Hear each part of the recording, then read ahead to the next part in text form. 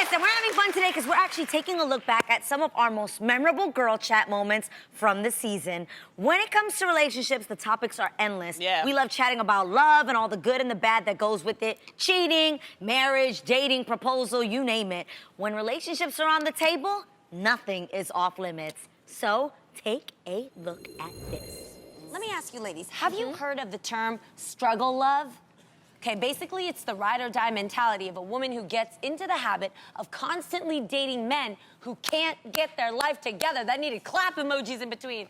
It seems that, you know what I'm saying? It seems that the allure is that these men are exciting and they give them a rush, which allows them to ignore the fact that they're no good for them. Lonnie, I saw that you recently retweeted an article about this, so I want to know, what do you think about the term struggle love? Well, I was interested and I wanted to talk about it because, you know, they say the struggle love dude, first of all, he comes in all shapes, races, sizes. I just want to say that.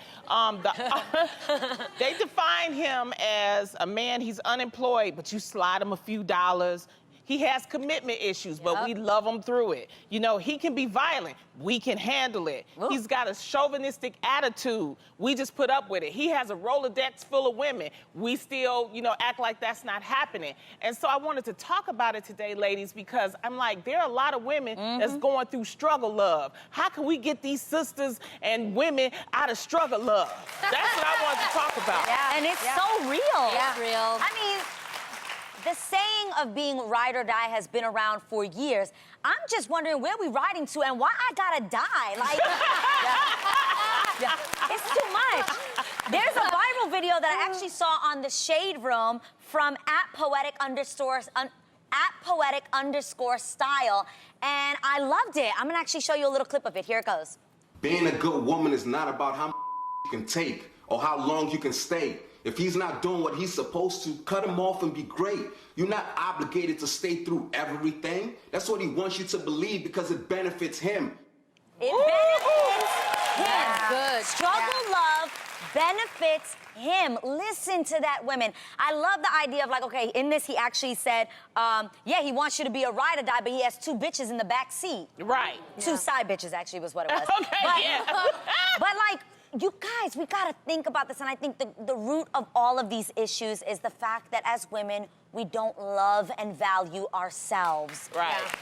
Yeah. That's the root of all of the problems. Not only that, we think about loneliness. You know what I mean? We think that we are going to be alone. We think that there's nobody else out there for us. And that's dangerous to think because it's just not true. I mean, you're not living your best life, as, you know, Lil Duval would say, if you're struggling, you know, with it. You have to learn to live your best life. You have to learn to have the confidence to let some people go. And you're not lonely if you enjoy your own company. Yeah. And a lot of women don't know how to enjoy their own company. They don't know how to just be with themselves and have a great time on your own. And that's why they're afraid to be alone. I have to say, you guys, I went through this when I was dating. I really didn't know much about dating because You went through struggle love? I sure did. Haven't we all been through struggle love? I sure did. Sister struggle? I sure did.